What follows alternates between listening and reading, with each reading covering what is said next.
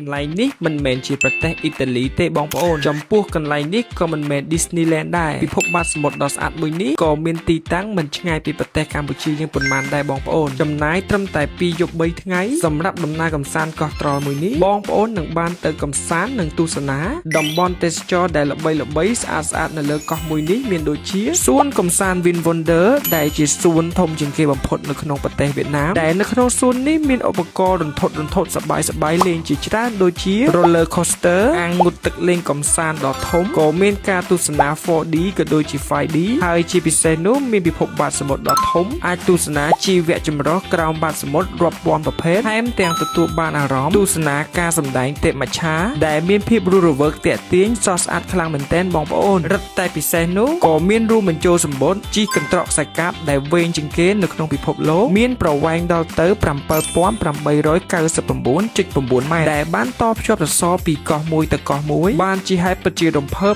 និងអច្ឆរិយៈណាស់បងប្អូនធ្វើឲ្យទុកកង្វល់ទាំងប៉ុន្មានរសាយទៅតាមធម្មជាតិតែម្ដងនិងមានជូនទៅកំសាន្តនិងថតរូបលេងនៅតំបន់ Grand World ដែលការរចនាផ្ទះគ្រប់ពណ៌បែបនេះមើលទៅដូចទីក្រុង Venice នៃប្រទេសអ៊ីតាលីអញ្ចឹងបងប្អូនជូនទៅភ្លុកម្ហូបតំបន់នៅផ្សាររាត្រីនិងទស្សនាកន្លែងល្បីៗផ្សេងទៀតផងដែរដូ